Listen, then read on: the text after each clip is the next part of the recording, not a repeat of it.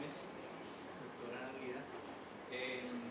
Quiero presentar en primer lugar un saludo muy especial de parte del doctor Luis Fernando Cepeda Barreto, defensor del pueblo de la región Meta, y agradecerles la invitación, la diferencia con la Defensoría del Pueblo, con quien mancomunadamente hemos mantenido una relación en pro de la defensa de los derechos humanos en la región y, por supuesto, en el acompañamiento de estos escenarios de discusión y conversación alrededor de los derechos humanos, que es una de las funciones, de las misiones que tiene la Defensoría del Pueblo a nivel nacional y, por supuesto, en la regional. Mi nombre, como ya mencionaron, es Juan Alexander García, abogado, igual que casi todos ustedes. Soy asesor del Defensor Regional del Pueblo, del META. Específicamente trabajo el tema de atención a víctimas y muy especialmente el tema de víctimas de desplazamiento forzado, pues en todos los escenarios de víctimas que existen en el departamento y en ocasiones en el nivel nacional. Felicitar al consultorio jurídico en su cumpleaños. Fue mi casa durante un tiempo, todavía la considero mi casa. Por ahí ratos vengo a tomar tinto y a escampar los aguaceros de Villavicencio en el consultorio. Es un espacio muy querido para mí. Me dio una experiencia muy importante en el trabajo de atención a víctimas y en el trabajo de formación con estudiantes de Derecho. El tema planteado de mujer pues es un asunto muy complicado, ¿no? Tiene un nombre hablar del tema de mujer y del tema de género, y específicamente en el tema de conflicto armado pues complica más el asunto. Quisiera preguntar, acá todos son, además de los abogados, hay estudiantes de Derecho, ¿cierto? Ya todos son de Derecho. ¿Hay víctimas? ¿Representantes de víctimas, organizaciones? Ya llegará. Bien. Voy a tratar de ser muy concreto, pero además muy ladrilludo. Me va a perder un poco el asunto. Porque el tema de género es relativamente nuevo en la agenda pública, relativamente nuevo en el tema del derecho en relación con la implementación de esta categoría, de esta perspectiva, y específicamente en lo que tiene que ver con el conflicto armado en Colombia. Entonces vamos a mirar algunos conceptos claros, algunos antecedentes históricos y muy brevemente el tema del conflicto armado y la mujer en el departamento de México. Ese es el tema que me interesa. Frente al tema de género como categoría social, hacer algunas claridades sobre conceptos como el sexo, como el género, como los roles, la definición de lo que es, digamos, la perspectiva de género y la igualdad de género.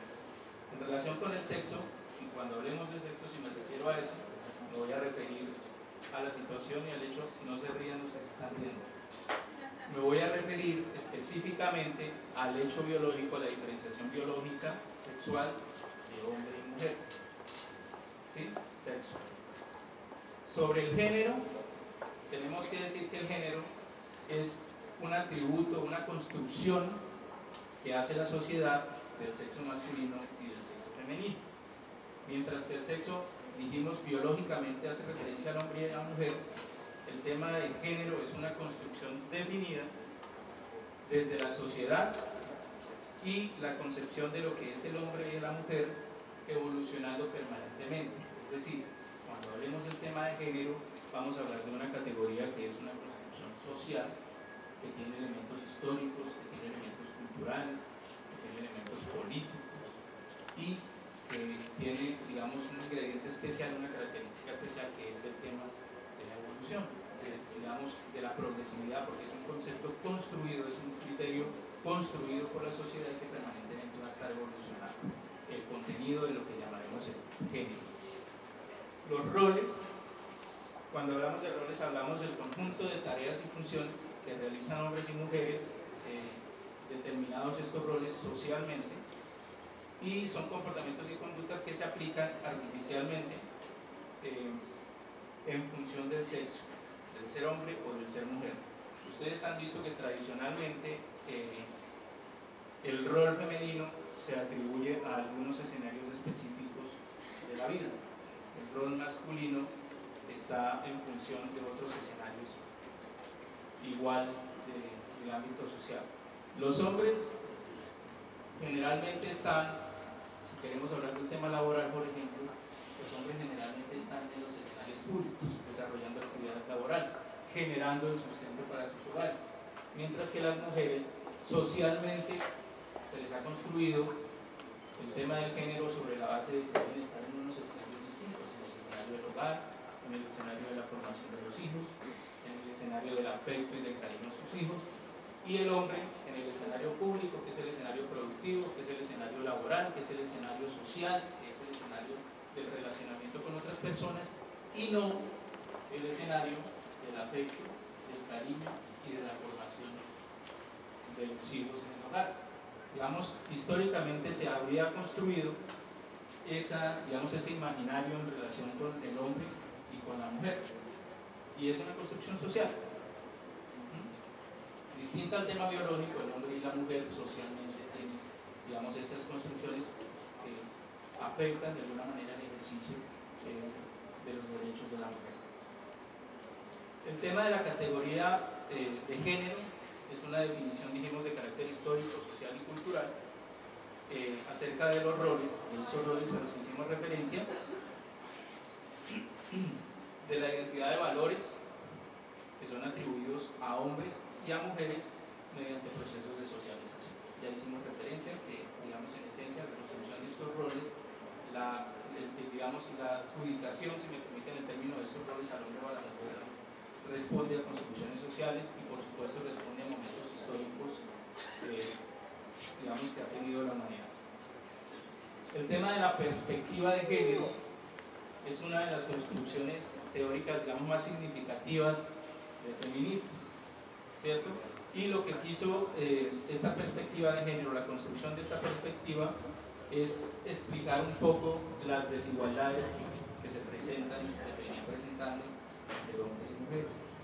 Entonces, cuando hablamos de la perspectiva de género, estamos refiriéndonos a todo ese ejercicio feminista, y permítame decir que el término no es, digamos, despectivo, sino es, por supuesto, lo digo feminista desde el punto de vista constructivo y propositivo, un ejercicio y un movimiento que permitió trabajar sobre las desigualdades que se venían presentando entre hombres y entre mujeres.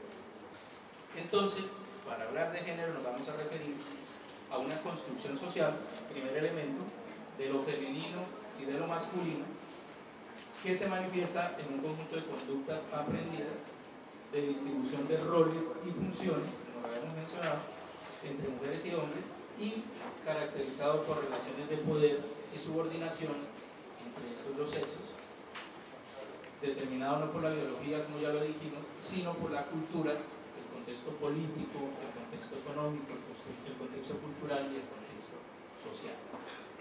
Entonces, si ustedes se dan cuenta, el tema de la construcción del género está transversalizado por estos elementos, por estos escenarios políticos, económicos, sociales y culturales, y determinan, de cierta manera, la construcción de lo que es el género en una sociedad.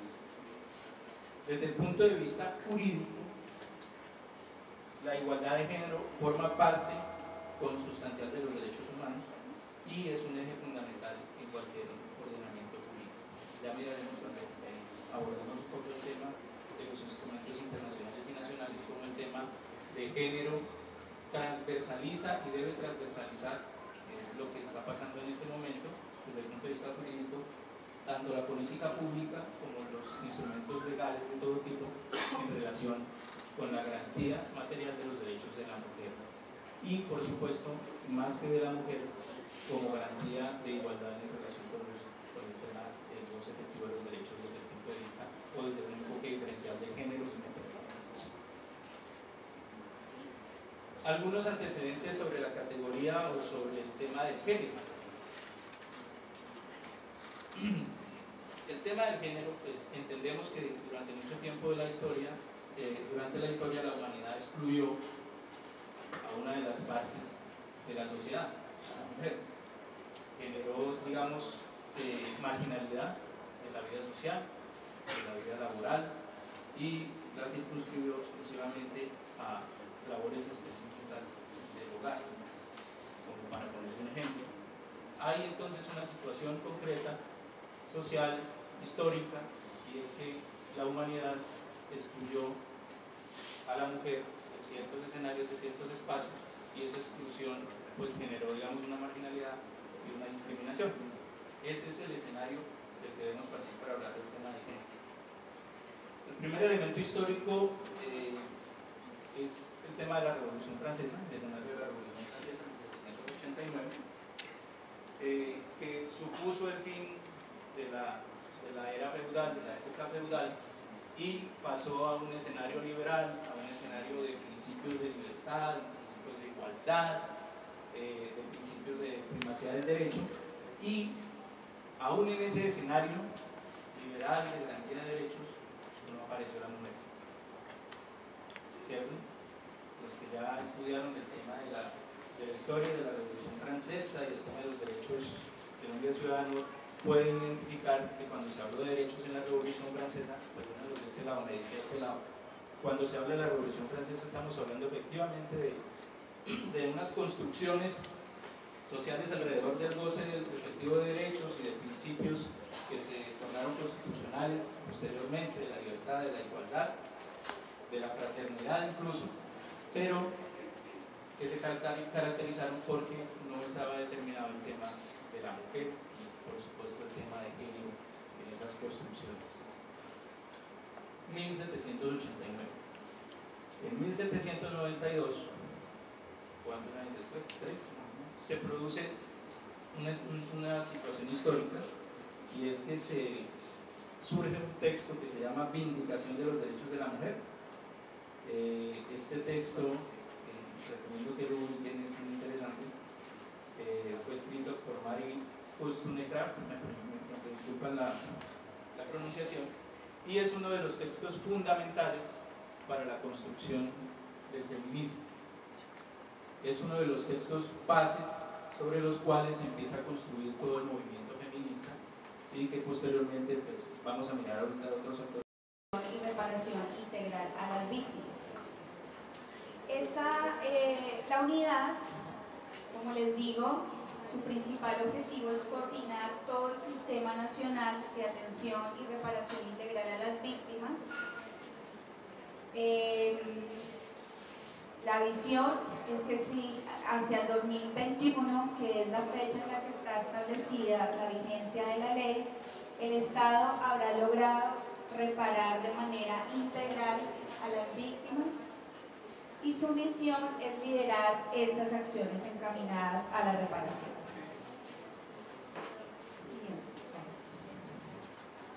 Esto es solo un contexto. La Unidad para las Víctimas tiene una dirección general que está a cargo de la doctora Paula Gaviria Betancourt. Sus áreas misionales, que son las más importantes para lo que nos compete acá, están la Dirección de Gestión Interinstitucional, la Dirección de Gestión Social Humanitaria, que se encarga de todos los temas de prevención y emergencias, atención y asistencia, la Dirección de Reparaciones, que a su vez se divide en la Subdirección de Reparación Individual y la Subdirección de Reparación Colectiva, la Dirección de Registro, ya más adelante les voy a explicar qué hace esta dirección en concreto, y los grupos de enfoques diferenciales y de género, que son grupos asesores de la Dirección General. Siguiente. Como les decía, a nivel nacional, la implementación de la Ley 1448 está en cabeza de varias entidades del Gobierno Nacional, ministerios y algunas entidades creadas por la ley. A nivel territorial, para coordinar también las acciones de implementación de la ley, se crean los comités territoriales de justicia transicional. Estos comités deben ser creados por gobernaciones y alcaldías y están encargados de elaborar todos los planes de acción en el marco pues, de la ley para implementar las distintas acciones que la ley define. El objetivo de la ley es, o definió, establecer un conjunto de medidas judiciales, administrativas, sociales, económicas, tanto individuales como colectivas, en beneficio de las víctimas. Estas acciones se deben enmarcar en la justicia transicional para posibilitar y facilitar el acceso a la verdad, la justicia y la reparación de las víctimas que han sido o que han sufrido distintos hechos en el marco del conflicto armado en Colombia. La ley nos define unas medidas de atención, asistencia y reparación integral. Las medidas de asistencia son las que tienen que ver con los temas de asistencia humanitaria, salud, educación, orientación ocupacional, reunificación familiar, identificación y asistencia humanitaria. Siguiente, por favor. Por su parte, las medidas de reparación son un deber del Estado y un derecho de las víctimas. Y esas medidas que la ley 1448 definió para reparar a las víctimas son 5. La primera es la medida de indemnización. No sé si algunos de ustedes saben, esta medida tiene que ver con unos montos que estableció la misma ley para reparar a las víctimas por los distintos hechos que se sufren en el marco del conflicto armado. ¿Cuáles son esos hechos del conflicto armado? En el marco legislativo que teníamos anteriormente, hablábamos solamente de desplazamiento forzado. Sin embargo, la ley lo que hace es reconocer que en el marco del desplazamiento forzado hay otros hechos que se dan. Por ejemplo, está el hecho de violencia sexual. Para efectos de nuestro registro único de víctimas, son los delitos contra la libertad e integridad sexual. Hay otros hechos como las amenazas, el homicidio, torturas, atentados, despojo de tierras, entre otros, que son los que la ley 1448 entra a, digamos, a reparar también a las víctimas. Esa es la medida de indemnización. La medida de satisfacción es otra de las medidas y se dan a través de medidas de reparación, de reparación simbólica. Son medidas que se definen con cada una de las víctimas o para efectos de reparación colectiva o de comunidades también se definen de manera comunitaria. La medida de restitución, como les dije anteriormente, uno de los hechos victimizantes que más afectó a las víctimas fue el despojo y por tanto aquí hablamos de restitución. Las medidas de rehabilitación que tienen que ver más con los temas de atención psicosocial y salud mental y garantías de no repetición. Siguiente.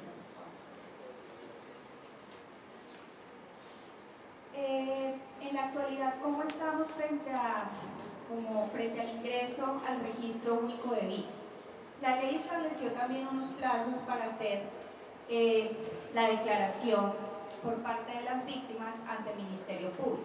Ministerio Público, entiéndase Defensoría del Pueblo, Procuraduría y Personería. Son esas entidades las que durante estos 4 años de vigencia de la ley han venido recibiendo las declaraciones de las víctimas. El pasado 10 de junio del 2011 digamos que entre comillas, ya les explico por qué entre comillas, se cerró ese momento de la declaración.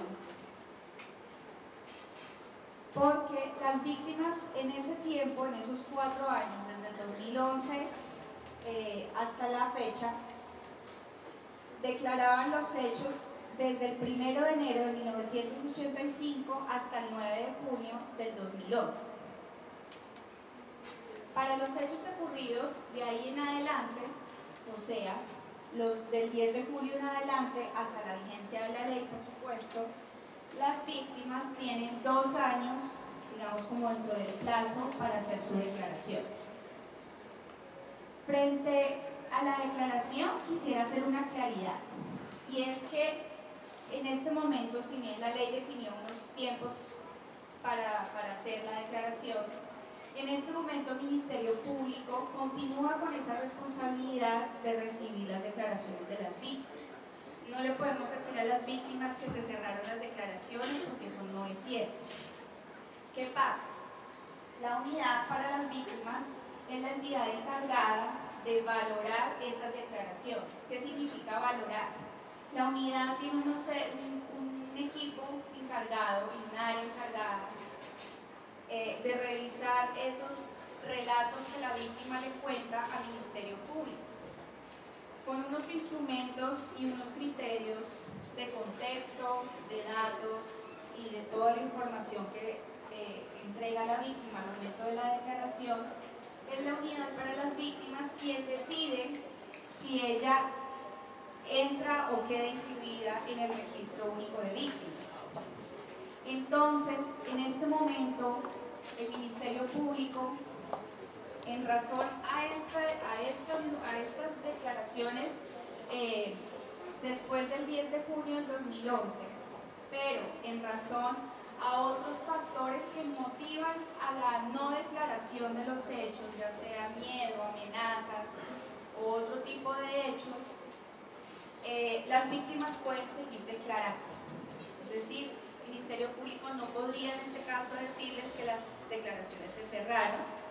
Ellos continúan con su labor de recibir la declaración y es la unidad quien entra a verificar si efectivamente hubo extemporaneidad de esa declaración o no, o a revisar con la misma víctima cuáles fueron esos factores que hicieron que no se diera su declaración.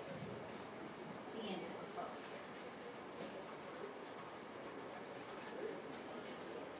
Bueno, esto fue todo lo que les acabé de decir. Siguiente, por favor. En el marco del conflicto armado y en el marco de la ley, por supuesto, la ley identifica que hay unos sujetos de especial protección constitucional. Esto tiene que ver mucho con la anterior exposición que les estaban haciendo. En su momento, la Corte Constitucional, en el auto 092 y varios autos de seguimiento a la sentencia T025, le dice al Gobierno Nacional que hay unas falencias frente a la atención a las víctimas. En su momento solo se hablaba de desplazamiento forzado, y que en razón a ese hecho de desplazamiento forzado, unos sujetos especialmente tenían un impacto diferenciado de esos hechos. Dentro de la que la Corte nos señala está el auto 092. ¿Qué nos dice básicamente ese auto? Nos dice que las mujeres, en el marco del conflicto armado, por su condición de género, por su razón de ser mujeres, por hechos históricos de violencia y discriminación contra las mujeres, sufren particularmente unos hechos por su condición de ser mujer. Y adicionalmente, el hecho de estar en el marco del conflicto las pone en unas situaciones de riesgo también particulares. Entonces, lo que hace la ley es recoger esas sentencias de la Corte Constitucional, en donde no solamente señala que las mujeres en el marco del conflicto tienen unas afectaciones particulares, sino también los niños, niñas y adolescentes. También señala las comunidades étnicas, étnicos, niños, niñas y adolescentes, mujeres, y se me olvida el otro. Bueno, eso está dentro de los étnicos. Hay uno que se me olvida, pero bueno. Entonces, esas sentencias de la Corte, identificar que claramente hay unos sujetos de especial protección constitucional y que la ley debe identificar cuáles son esas sensación y de satisfacción que hacen parte de la reparación integral y que no son tenidas en cuenta. ¿Por qué hago la observación sobre el tema? Ustedes saben y les va a tocar como abogados el escenario de las negociaciones para la terminación del conflicto, sea que exista o no un acuerdo, sea que exista o no una terminación del conflicto, va a haber un escenario en el que las víctimas van a necesitar del acompañamiento jurídico en cualquiera de los dos escenarios. Y es muy importante tener claridad sobre estos elementos, sobre estos componentes, porque la labor social que ustedes desarrollan, desde la universidad y con su profesión, les implica y les genera la responsabilidad de asesorar a las víctimas de manera integral también. No solamente tener en cuenta la reparación desde el punto de vista económico, sino tener otras miradas en relación con la reparación colectiva que se hacía mención ahorita también. Y en un escenario de post-conflicto, si llegamos a ese escenario, va a ser muy importante el rol que ustedes desarrollen en el acompañamiento a las víctimas.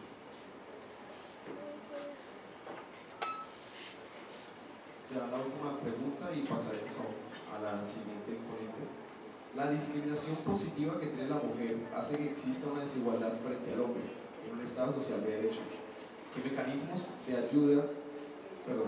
mecanismos ayuda a que esta discriminación positiva sea más real y que no quede en letra muerta?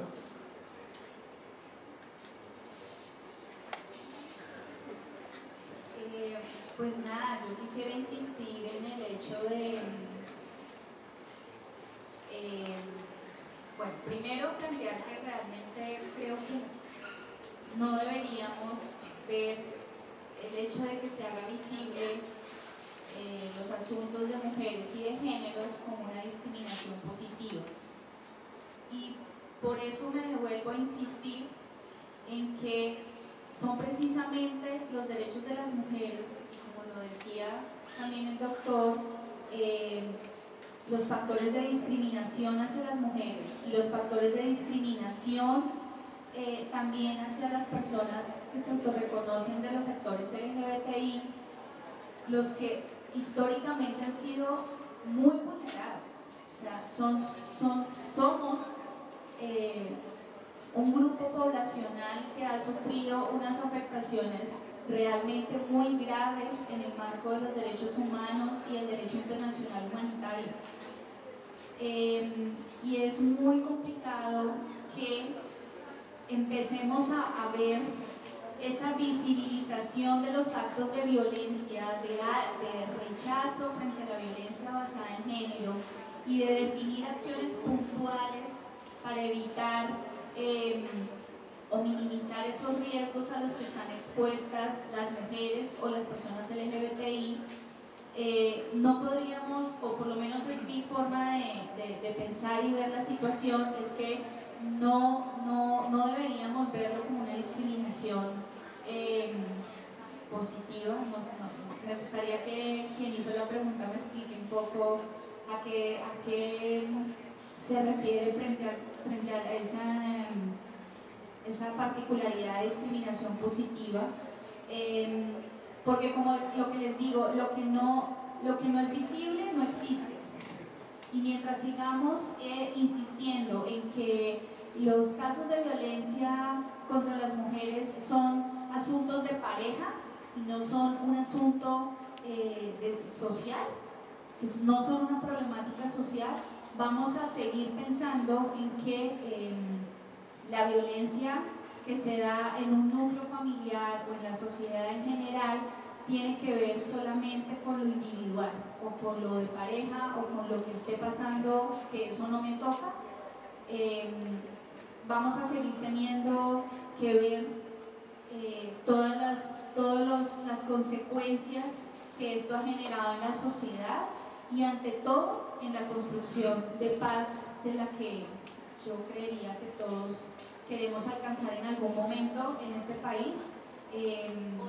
Si no hablamos de esto, si no hablamos de la violencia contra las mujeres, si no hablamos de la violencia y si no incluimos estos temas en los asuntos tanto de paz, como de política y en otros escenarios también los económicos, va a seguir invisibilizado el tema y vamos a tener que seguir encontrándonos con actos de violencia basada en género.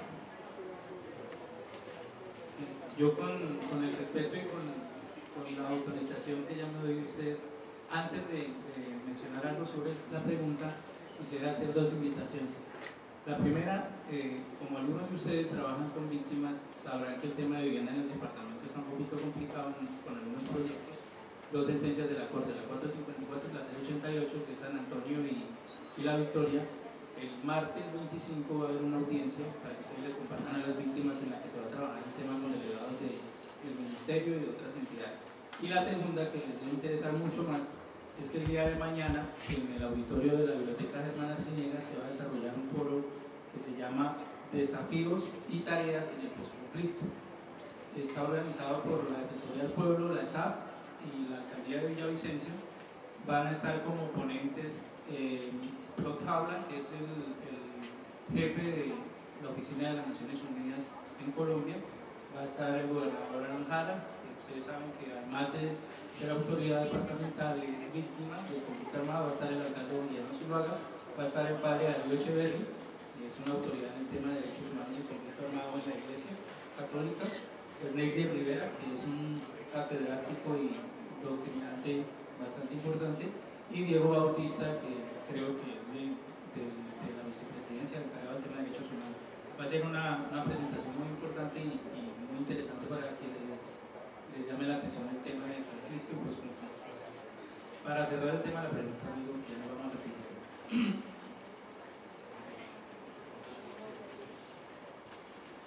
Bueno, hay refrigerio, pero... bueno, hay refrigerio para los ponentes. No se animó el que hizo la pregunta o la que hizo la pregunta sobre la discriminación positiva. Bueno, me animo yo. Este tema de la discriminación positiva tiene, digamos, dos componentes, el tema político y el tema jurídico.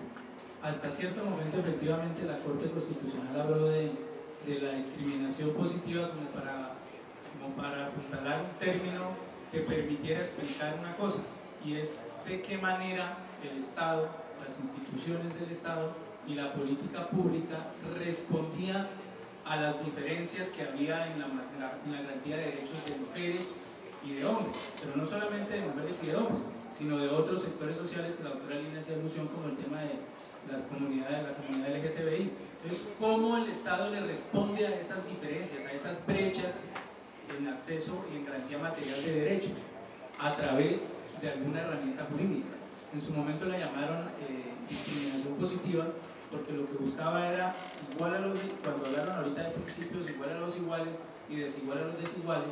Para poder explicar esas cosas, acaba de inventarse un instrumento legal. En su momento se habló de eso. Ahorita hablamos de que las entidades del Estado, sobre todo el tema de víctimas, debe hablarse de medidas de afirmación positiva. ¿Qué quiere decir? Que la política pública tiene que responder a esas diferencias y a esas brechas, y a través de medidas de afirmación positiva equilibrar las cargas. No es más a uno y menos al otro, sino tratar de, con esas medidas de afirmación positiva, equilibrar las cargas en materia de garantía de derechos para mujeres, para hombres y para otros sectores sociales y problemáticas que tiene el país.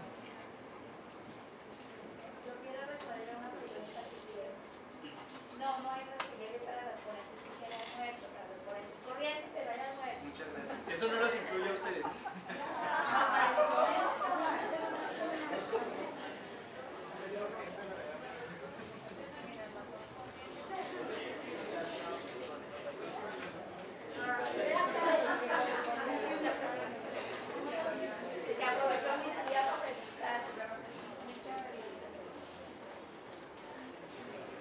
Ahora damos paso a la intervención de la doctora Rosa del Pilar Márquez Sarmiento. Ella es abogada de la Universidad Libre, especialista en Derecho Administrativo, en Docencia Universitaria y Derecho Penal. Ha laborado como coordinadora académica en la Universidad Cooperativa de Colombia, comisaría de familia, inspectora de policía, inspectora de tránsito en la alcaldía de Villavicencio.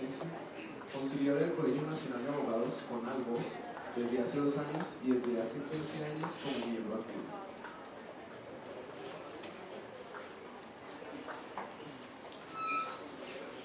Muy buenos días a todos.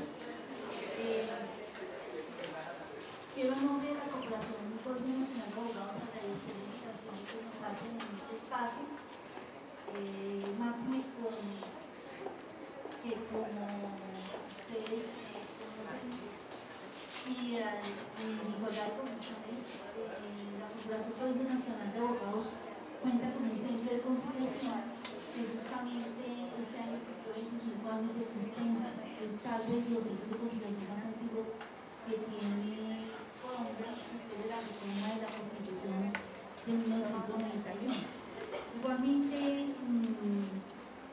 quiero comentarles que a lo largo de estos 25 años de existencia del Centro de Conciliación, el compromiso que ha tenido la corporación en relación con la reposición o la reparación para atender todo lo que tiene que ver con las víctimas, en este caso, de acuerdo con la temática que se está trabajando en el día de hoy en este espacio, toca sin lugar a dudas el género femenino. De tal manera que a lo largo de estos 25 años, como lo indicaba anteriormente, la corporación ha tenido el compromiso de atender de manera gratuita en todos los programas que ha hecho de conciliación gratuita un gran número de mujeres que han sido víctimas de violencia intrafamiliar, que como lo dijo mi antecesora en esta exposición, es la conducta que más ataca y más contraviene y toca directamente con la mujer. Nuevamente reitero los agradecimientos, doctora Liliana, muchísimas gracias. Y vamos hoy a hablar de unas teorías que tocan de manera directa con el conflicto y que, como lo decían en la anterior pregunta, en la última pregunta que hizo alguna de las personas que están asistiendo acá, decía qué mecanismos ayudan a que esa discriminación positiva sea más real y no quede en letra muerta. La verdad es que el Ministerio de Justicia y de